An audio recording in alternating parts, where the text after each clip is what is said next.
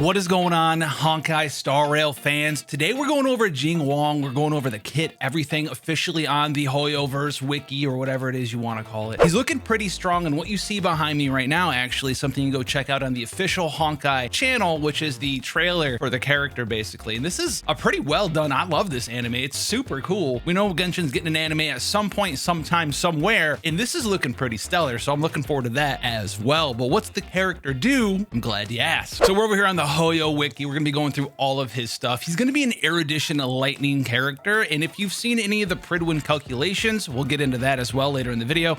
He's looking pretty good, even as a single target damage dealer, which is something that's pretty unique considering he's supposed to be an AoE specialist, but is pretty good in single target situations as well. Now he's got a very cool look, obviously, but let's get into his base stats here at level 80, which is the cap. Let's go down to something like 60, which is what we're used to right now. Pretty nice stats, 527 base attack here. And then we're also going to have access to 99 speed. So 99 speed, I want to talk about that real quick. It's pretty slow, but it's not super slow. Some of the slowest characters are like 95 speed. Someone like Sele's up a little bit over the 100s. And this is going to be something we want to talk about a little bit because of the main thing that he is using as a unique mechanic, which is going to be his talent here. Now, this is going to be his talent passive, Prana extirpated, and this is going to summon a lightning lord at the start of the battle. Now, what does this do? It's basically something that you can't interact with, but you will see it on the top left-hand portion of the screen, and it's going to have its own like ATB moving through the character list there. And when it reaches the top, it's going to take an action and do damage that way. So when the lightning lord starts in the battle, he's going to have 60 base speed, which is very, very slow.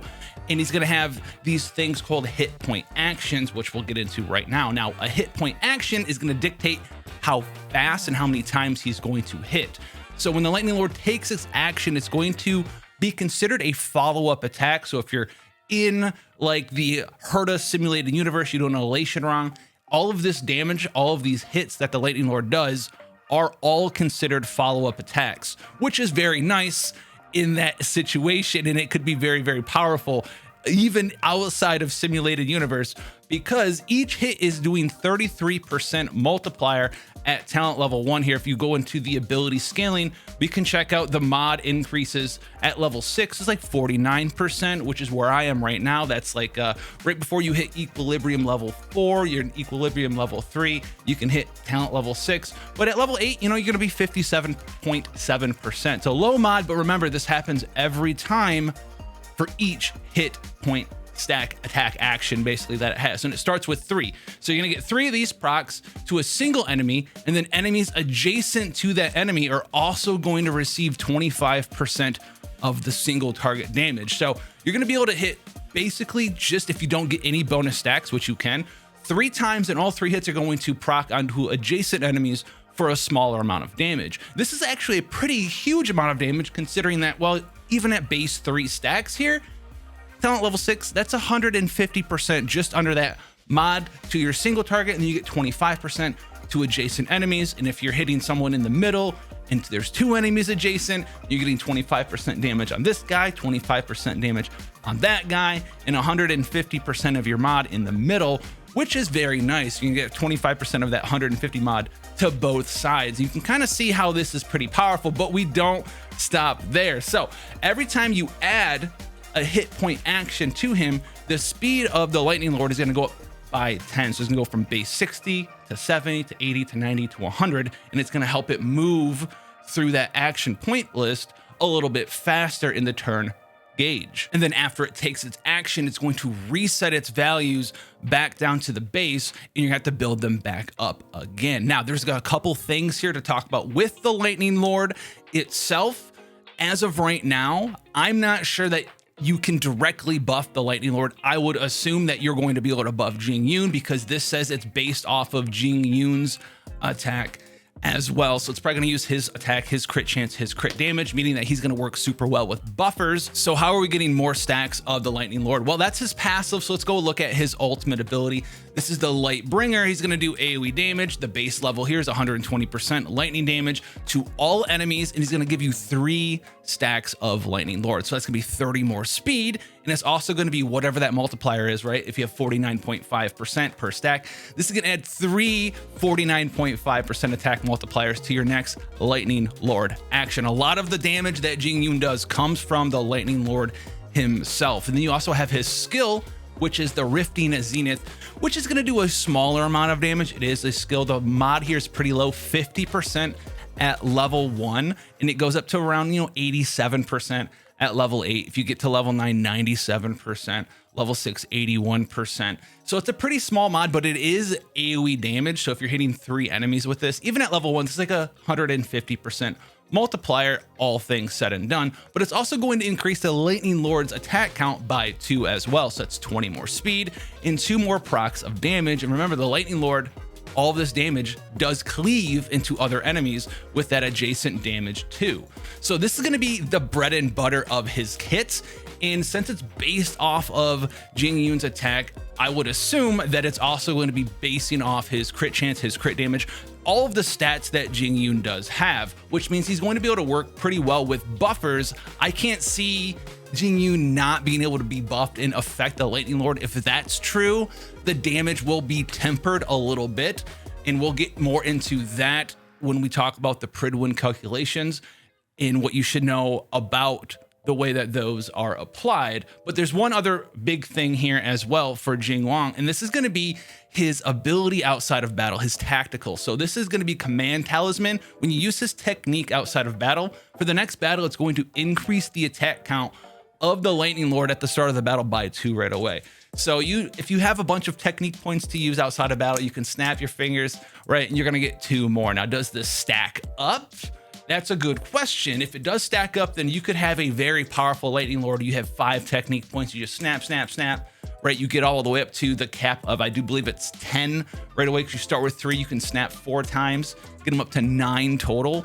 You're going to have extra speed. He's going to be going fast. He's going to have 60 plus 10 stacks or 9 stacks in that situation. So it's going to be like 150 speed. He could just start the battle and just cleave stuff down right away if you want to go in there and use the Command Talisman, if it does stack. If it doesn't stack, you're still going to be able to start off with a slightly faster, slightly more damage, slightly more hit count on your big Lightning Lord. And it's this Lightning Lord effect, his passive here, that's where all of his damage really comes from. You've seen the multipliers on his skills, nothing stupendously high, but in the background, you're building up how strong his little stand guy is the entire time. Now, we do have 3 bonus traits as well that we can unlock like every other character. We have this one here, Battaglia Crush.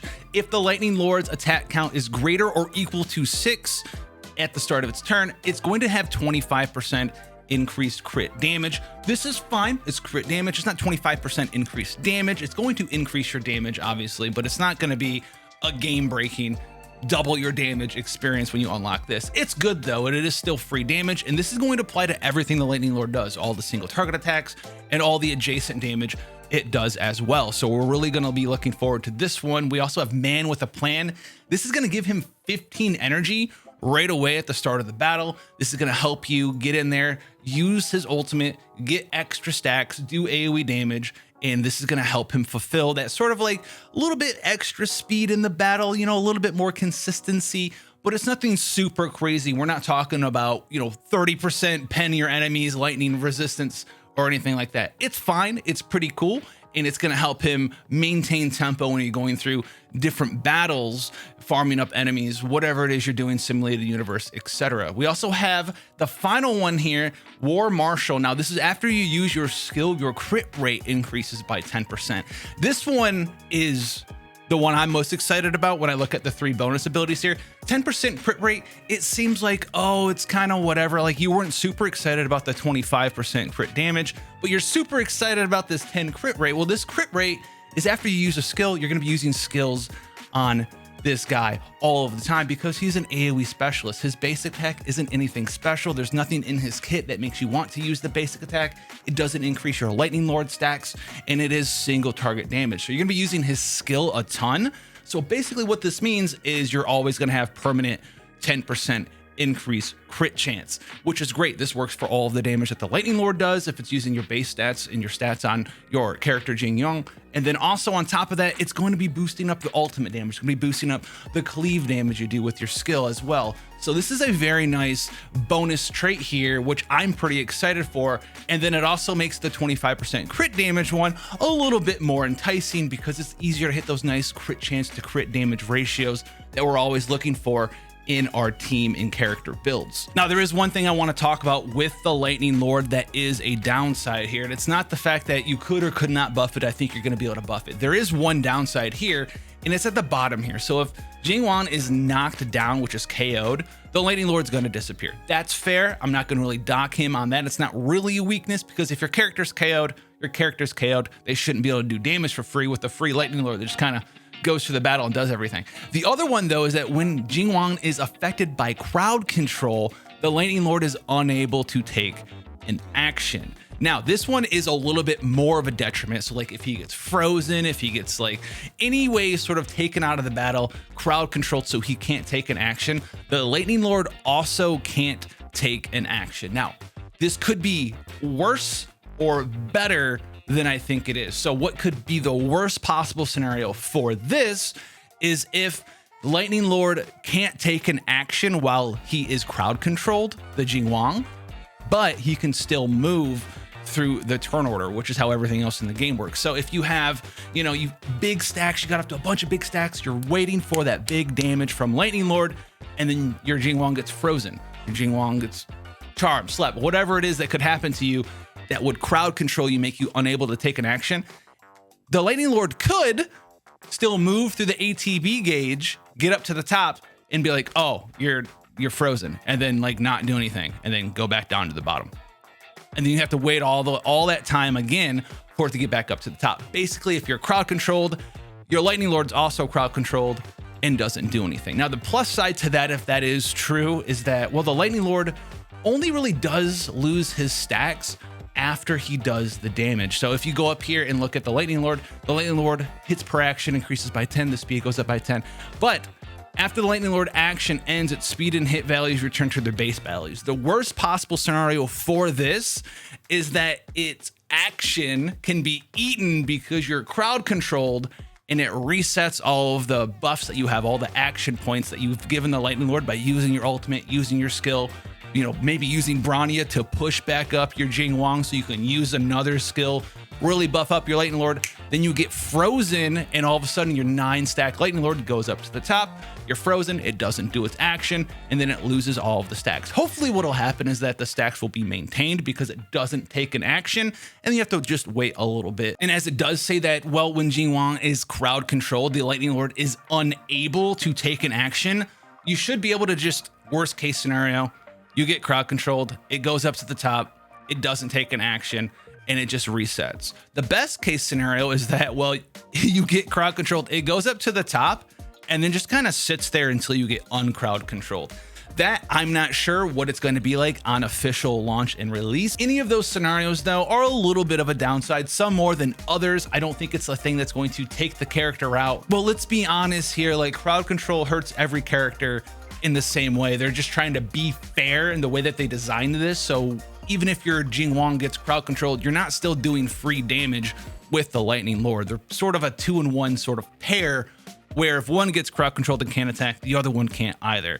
And hopefully the stacks will stay the same and he won't get hurt too bad by that. Now, as far as Eidolons, I don't want to go into Eidolons too much here because, well, he's a 5-star big boy, but we do have slash sleaze. I can't say this, slash sees splits. Now, when the Lightning Lord attacks, the damage multiplier on enemies adjacent to the target enemy increases by an extra amount equal to 25% of the damage multiplier against the target enemy. This one's pretty big. It's going to really make sure that you do a ton of AoE damage, and we'll see this shortly in the calculations on Pridwin as well. This is going to really bump up the amount of damage you do in multi-target scenarios. Now, these are the single target DPS calculations in AoE as well. We'll also be able to show the Eidolons thrown up on Pridwin. This is by Grimgo, which is a fantastic theory crafting person that is in here doing some calcs for Honkai Star Rail. It is very important not to just look at the numbers and not understand where they come from and why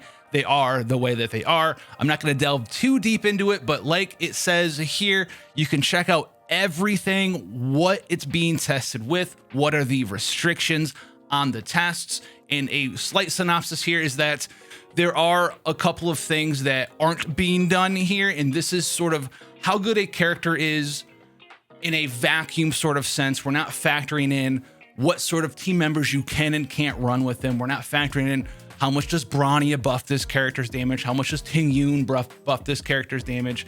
Are your main stats and substats on your artifacts better or worse than the ones that are used here? This is supposed to be like a sort of fair playground, or as fair as you can make it when you're comparing one character to another character in a 1v1 scenario as far as damage goes. That being said, though, you do have to keep in mind we're not factoring in different characters and how they work with other characters in the team compositions. That's something that you really need to think about here, because some characters might not work well with other characters, or some characters like Yang Qing, who is down here doing excellent single target damage, even here was rated like an A, because some of the times when you're building a Yang Qing team, you need to insert a character that would protect him instead of being able to use a character with somewhat other DPS like Seile that would be a damage buffer. So this is sort of what you have to expect here. Now let's take a look at Jing Yuan here, and you can see here, now this is one target, Eidolon 0, pretty standard gear, right? They all have their best sets and stuff. You can check it out for yourselves on Pridwin, and you can see as a single target damage dealer, he's number 4 right now, which is pretty big. Now, he's literally a little under Yang Qing, who is a damage dealing single target specialist. Dan Hung's up here as well. Overall, he's just gonna be really flexible, and so this is gonna be more accurate to what you should expect him to do in your team, because you don't need to really make an entire team around him. You can just sort of throw him in there. The one caveat to that I will say is that he is gonna be pretty skill hungry in the ways that you're using him, because he is AoE focused, and you also don't want to use the basic on him, because not only is it relatively weak, like most characters' basics are, but his basic's not going to be giving him stacks on the Lightning Lord, and it's going to be much less damage to use a basic than it is to use a skill. The skill's got higher multiplier, the skill can do AoE, and the skill gives the Lightning Lord stacks and stacks up your ultimate energy faster, and your ultimate does more damage and gives you more stacks. So he really wants to be using his skill and ultimate as fast as possible. So he's going to be a great single target catch-all damage dealer. So if you're looking forwards to that, he's really good there as well. But if we go to 3 targets, you can see that he is up there as well. Now this is Clara, where she gets to hit 3 targets every single time with the 3 counters, and then use her skill and hit all 3 of them as well. That's what I have to say about this. This is here as well. There are disclaimers. A lot of people skip out on this stuff, and this can happen with Kara. Sometimes it might not, though. Now, Jing Yuan is right behind her, 456,000 damage to 3 targets, Eidolon 0. And we have Himiko, Serval, Trailblazer, Physical. So you can see that his AoE damage is actually pretty insane. Now he's up there right above Himiko, and Himiko's downside is, well, Himiko in single target is pretty awful. It's pretty awful. Whereas Jing Yuan is pretty good single target, and 3 targets, very, very good. And we don't have to worry about him working exactly correctly the same way that Clara does. If Clara gets less counters as hitting a couple of people, but not all 3 with the bonus marks of Svarog, she's gonna fall down to where kind of Jing Yuan is as well. Now, if we go to Eidolon 1, you can see just how big of a damage boost this is for him. Everyone else is kind of staying the same at Eidolon 1 because everyone else is different Eidolons. Clara goes up to 655,000, Himiko goes up to 455,000, and then Jing goes from 450,000 up to 513,000. This is because you're gonna get those big bonus cleaves we were talking about earlier. Now, do you need this to make him good? No, you don't need it to make him good, but I just did want to point out that if you are interested, you're a big Jing Yuan fan, should you go for Eidolon 1? If you're using him in AoE situations, fantastic. If you break him back down to single target, you can see though that at Eidolon 1, a lot of other characters that are single target focused characters get a much bigger boost than Jing Yuan does. He goes from 248,000 up to, well, 248,000. It doesn't change at all. That's because his Eidolon 1 is specifically about adding damage in AoE scenarios where you can hit adjacent targets. There are no adjacent targets in single target scenarios, so the Eidolon 1 isn't going to help you at all there. But he is going to have one weakness I want to talk about that can't be reflected in sort of just crunch the numbers against like a training dummy and everything works out fine. And that's going to be timing and decision making. So the weaknesses here with Jing Yuan is going to be that with the Lightning Lord. The Lightning Lord kind of does its own thing. It has its own speed. It's going to target enemies, and it might not do the things that you want it to do when you want it to do it and where you want it to target, which could be a little bit of a weakness that I do want to go ahead and bring up at the end of this video, because that's something to think about a little bit. You've seen those scenarios. You want to defeat this enemy. You want to defeat it at this time before it hits you with its big attack, or maybe you want to break this enemy. That's going to be a little bit of a weakness because you're not going to be able to control the Lightning Lord. You can do it with Jing Yuan himself, but the Lightning Lord's going to be kind of cruising and doing its own thing and doing a lot of damage that entire time, but it might miss some different timing scenarios and targeting scenarios in your gameplay. But I think he's going to be a great character, so let me know what you think about him down below, and I'll see you guys in the next one.